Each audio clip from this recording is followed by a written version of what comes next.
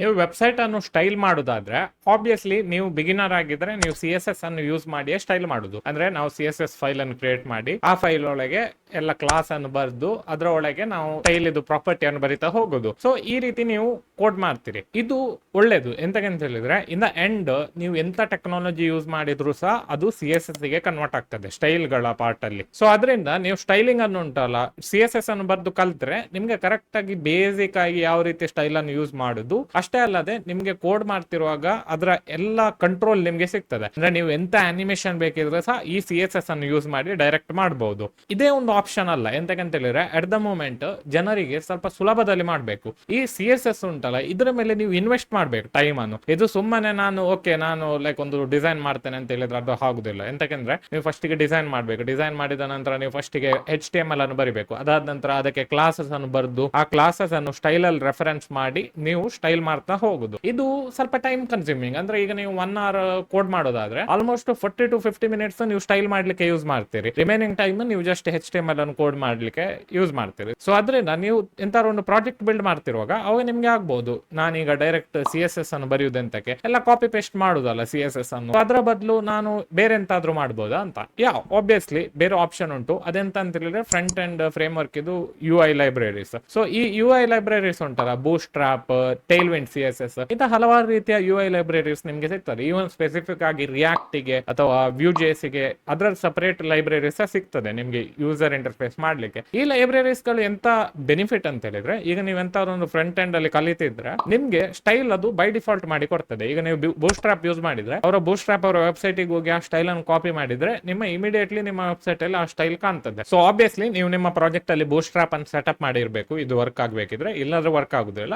So ಒಂದ್ಸರಿ ಬೂಸ್ಟ್ trap ಇದು CSS ನಿಮ್ಮ ಪ್ರಾಜೆಕ್ಟ್ ಅಲ್ಲಿ ಬಂದು ಅದಾದ ನಂತರ ನೀವು ಯಾವ ಬೂಸ್ಟ್ ಟ್ರಾಪ್ ಕ್ಲಾಸ್ ಯೂಸ್ ಮಾಡಿದ್ರು ಸಹ ಅದರ ಡಿಸೈನ್ ನಿಮ್ಮ ವೆಬ್ಸೈಟ್ ಅಲ್ಲಿ ಕಾಣ್ಲಿಕ್ಕೆ ಶುರು ಆಗ್ತದೆ. ಇದು ನಿಮ್ಗೆ ಯಾವ್ದಾದ್ರು ಒಂದು ಪ್ರಾಜೆಕ್ಟ್ ನೀವು ಕಲಿತಿರುವಾಗ, ಫಾರ್ ಎಕ್ಸಾಂಪಲ್ ಈಗ ನೀವು ರಿಯಾಕ್ಟ್ ಕಲಿತಿರುವಾಗ ಇದು ತುಂಬಾ ಸುಲಭ. ಎಂತಕಂದ್ರೆ ನಿಮ್ಮದು ಆಲ್ರೆಡಿ ಬೈ ಡಿಫಾಲ್ಟ್ ಸ್ಟೈಲಿಂಗ್ ಇರ್ತದೆ. ಆ ಸ್ಟೈಲಿಂಗ್ ಅನ್ನು ಯೂಸ್ ಮಾಡಿ ನೀವು ನಿಮ್ಮ ಪ್ರಾಜೆಕ್ಟ್ ಅನ್ನು ರನ್ ಮಾಡಬಹುದು. ಅವಾಗ ನಿಮ್ಗೆ ಪ್ರಾಜೆಕ್ಟ್ ಇದು ಫಂಕ್ಷನಾಲಿಟಿ ಮೇಲೆ ಹೆಚ್ಚು ಫೋಕಸ್ ಕೊಡ್ಬೇಕಾಗ್ತದೆ. ಅದರಿಂದ ಅದೊಂದು ಸುಲಭದ ವಿಷಯ. ಮತ್ತೆ ಇನ್ನೂ ಸಹ ಸ್ವಲ್ಪ ನಿಮ್ಗೆ ಕಸ್ಟಮೈಸೇಷನ್ ಬೇಕಿದ್ರೆ ಟೈಲ್ವಿಂಡ್ CSS ಅಂತೇಳಿ ಉಂಟು. ಈ ಟೈಲ್ವಿಂಡ್ CSS ಅಲ್ಲಿ ಎಲ್ಲ ಯುಟಿಲಿಟಿ ಕ್ಲಾಸಸ್ ಗಳನ್ನು ಯೂಸ್ ಮಾಡಿ ನಾವು HTML ಅಲ್ಲೇ ಕೋಡ್ ಮಾಡೋದು. ಸೊ ಅದರಿಂದ ನಾವು HTML ಅಲ್ಲಿ ಕೋಡ್ ಮಾಡ್ತಿರುವಾಗ ನಮ್ಗೆ ಯಾವ ರೀತಿ ಕ್ಲಾಸ್ ಬೇಕು ಆ ರೀತಿ ಕ್ಲಾಸ್ ಅನ್ನೋದ್ರಲ್ಲಿ ಹಾಕ್ಬಹುದು. ಈಗ ಬಟನ್ ಬೇಕಿದ್ರೆ ನಾವು padding, margin, colour, back ground, shadows, curvature ಇಂತ ಹಲವಾರು ರೀತಿಯ ಕ್ಲಾಸಸ್ ಅನ್ನು ಯೂಸ್ ಮಾಡಿ ನಾವು ಆ ಬಟನ್ ಅನ್ನು ಕ್ರಿಯೇಟ್ ಮಾಡಬಹುದು. ಟೈಲ್ವಿಂಡ್ ಉಂಟಲ್ಲ ಇದು ತುಂಬಾ ಸುಲಭ. ಎಂತಕಂದ್ರೆ ನೀವು ಒಂದ್ಸರಿ ಬಟನ್ ಕ್ರಿಯೇಟ್ ಮಾಡಿದ ನಂತರ ಆ ಬಟನ್ ಕಾಂಪೋನೆಂಟ್ ಅನ್ನು ನಿಮ್ಮ ಪ್ರಾಜೆಕ್ಟ್ ಅಲ್ಲಿ ಎಲ್ಲಿ ಬೇಕಿದ್ರೆ ಅದು ಯೂಸ್ ಮಾಡಬಹುದು. ಸೊ ಅದರಿಂದ ನಿಮ್ಗೆ ಸುಲಭದಲ್ಲಿ ಬಟನ್ ಗೆ ಬೇಕಾಗುವ ಕಸ್ಟಮ್ CSS ನಿಮ್ಗೆ ಅದರಲ್ಲಿ ಸಿಗ್ತದೆ. ಸೊ ಅದರಿಂದ ಈ ಫ್ರೇಮ್ ವರ್ಕ್ಸ್ ಗಳನ್ನು ಯೂಸ್ ಮಾಡಿದ್ರೆ ನಿಮ್ಗೆ ಬೆನಿಫಿಟ್ ಅಂತ ಹೇಳಿದ್ರೆ ಕ್ವಿಕ್ ಆಗಿ ನಿಮ್ಮ ಪ್ರಾಜೆಕ್ಟ್ ಅನ್ನು ಸೆಟಪ್ ಮಾಡ್ಲಿಕ್ಕೆ ಆಗ್ತದೆ. ಬಟ್ ಇದ್ರಲ್ಲಿ ಕೆಲವು ಡಿಸ್ಅಡ್ವಾಂಟೇಜ್ ಉಂಟು. ಎಂತಂತ ಹೇಳಿದ್ರೆ ಈಗ ಬೂಸ್ಟ್ ಟ್ರಾಪ್ ಯೂಸ್ ಮಾಡಿದ್ರೆ ನಿಮ್ಗೆ ಅದರ ಮೇಲೆ ನೀವು ತುಂಬಾ ಕಸ್ಟಮೈಸೇಷನ್ ಮಾಡದೆ ನಿಮ್ಗೆ ಕಲರ್ ಎಲ್ಲ ನೀವು ಕರೆಕ್ಟ್ ಆಗಿ ಹಾಕದಿದ್ರೆ ಎಲ್ಲ ವೆಬ್ಸೈಟ್ಸ್ ಗಳು ಸೇಮ್ ಆಗ್ತದೆ. ಈಗ ಒಂದು ವೆಬ್ಸೈಟ್ ಲೋಡ್ ಆದ ತಕ್ಷಣ ಇಮಿಡಿಯೇಟ್ಲಿ ನಮ್ಗೆ ಅದು ಗೊತ್ತಾಗ್ತದೆ ಅದು ಬೂಸ್ಟ್ ಟ್ರಾಪ್ ಅಂತ ಬಿಲ್ಡ್ ಮಾಡಿದ್ದು ಅಂತ. ಸೊ ಅದರಿಂದ ನಿಮ್ಗೆ ಕರೆಕ್ಟ್ ಆಗಿ ನಿಮ್ಗೆ ಗೊತ್ತಿರೋದಿದ್ರೆ ಬೂಸ್ಟ್ ಟ್ರಾಪ್ ಅನ್ನು ನೀವು ಯೂಸ್ ಮಾಡಿದ್ರೆ ಬೈ ಡಿಫಾಲ್ಟ್ ಜನರಿಗೆ ಅದು ಗೊತ್ತಾಗ್ತದೆ ಅದು ಬೂಸ್ಟ್ ಟ್ರಾಪ್ ಅಂತ. ಇದು ಗೊತ್ತಾಗಬಾರ್ದು. ಎಂತಕ್ಕಂತ ಹೇಳಿದ್ರೆ ಆಸ್ ಎ ಸ್ಟೈಲ್ ಡೆವಲಪರ್ ನಮ್ಮ ಕೆಲಸ ಎಂತ ಅಂತ ಹೇಳಿದ್ರೆ ಒಂದು ವೆಬ್ಸೈಟ್ ಇದು ಸ್ಟೈಲ್ ಅನ್ನು ಯುನಿಕ್ ಮಾಡುದು. ಈಗ ನೀವು ಒಂದು ವೆಬ್ಸೈಟ್ ಅನ್ನು ಕಾಪಿ ಮಾಡಿದ್ರು ಸಹ ಆ ವೆಬ್ಸೈಟ್ ಅಲ್ಲಿ ನೀವು ಕಸ್ಟಮೈಸೇಷನ್ ಮಾಡಿದ್ರೆ ಜನರಿಗೆ ಅದು ಗೊತ್ತಾಗುದಿಲ್ಲ ಅದು ಕಾಪಿ ಮಾಡಿದ ವೆಬ್ಸೈಟ್ ಅಂತ. ಸೊ ಅದರಿಂದಾಗಿ ಇಂತ ಫ್ರೇಮ್ ವರ್ಕ್ಸ್ ಗಳನ್ನು ನೀವು ಯೂಸ್ ಮಾಡಿದ್ರೆ ಅವಾಗ ನೀವು ಕಸ್ಟಮೈಸ್ ಮಾಡ್ಲಿಕ್ಕೆ ಹೋಗುದಿಲ್ಲ, ಜಸ್ಟ್ ಕಾಪಿ ಪೇಸ್ಟ್ ಮಾಡ್ತಾ ಹೋಗ್ತೀರಿ ಕೋಡ್ ಅನ್ನು. ಅವಾಗ ಕಲರ್ ಅದು ಇದೆಲ್ಲ ಸೇಮ್ ಇಟ್ರೆ ಉಂಟಲ್ಲ ಇಮಿಡಿಯೇಟ್ಲಿ ಜನರಿಗೆ ಗೊತ್ತಾಗ್ತದೆ ಓಕೆ ಇದು ಬೂಸ್ಟ್ ಟ್ರಾಪ್ ಯೂಸ್ ಮಾಡಿ ಬಿಲ್ಡ್ ಮಾಡಿದ ವೆಬ್ಸೈಟ್ ಅಂತ. ಸೊ ಅದರಿಂದ ಇದೊಂದು ಸ್ವಲ್ಪ ಡಿಸ್ಅಡ್ವಾಂಟೇಜ್ ಇದರಲ್ಲಿ. ಸೊ ಅದರಿಂದ ಈಗ ನೀವು ನನ್ನ ಹತ್ರ ಕೇಳಿದ್ರೆ ಬೂಸ್ಟ್ ಟ್ರಾಪ್ ಅಥವಾ ಟೈಲ್ವಿಂಡ್ CSS ಅಥವಾ ನಾರ್ಮಲ್ CSS ಅಂತ ಹೇಳಿದ್ರೆ ನಾವು ವೆನಿಲಾ CSS ಅಂತ ಹೇಳಿ ಕರಿತೇವೆ, ಇದನ್ನು ಯೂಸ್ ಮಾಡೋದು ಒಳ್ಳೇದಾ ಅಂತ. ಸೊ ಬಿಗಿನರ್ ಆಗಿದ್ರೆ ಆಬ್ವಿಯಸ್ಲಿ ನೀವು ವೆನಿಲಾ CSS ಅನ್ನು ಯೂಸ್ ಮಾಡಿ CSS ಅಲ್ಲೇ ಕೋಡ್ ಮಾಡಬೇಕು. ಎಂತಕಂದ್ರೆ ನಿಮ್ಗೆ ಬೇಸಿಕ್ಸ್ ಕರೆಕ್ಟ್ ಆಗಿ ಗೊತ್ತಾಗ್ತದೆ. ಮತ್ತೆ ಇದು ಸ್ವಲ್ಪ ಸುಲಭ ಸಾಟ್ ನೀವು ಡೈರೆಕ್ಟ್ ಟೈಲ್ವಿಂಡ್ ಗೆ ಜಂಪ್ ಮಾಡುವ ಬದಲು. ಒಂದ್ಸರಿ ನೀವು ಅದನ್ನು ಕಲ್ತ ನಂತರ ನೀವು ಯಾವ್ದಾದ್ರು ಇಂತ UI ಲೈಬ್ರರೀಸ್ ಅಂತ ಕಲೀರಿ. ಎಂತಕಂದ್ರೆ ಇದು ಕೆಲವು ಪ್ರಾಜೆಕ್ಟ್ಸ್ ಗೆ ಯೂಸ್ಫುಲ್ ಆಗ್ತದೆ.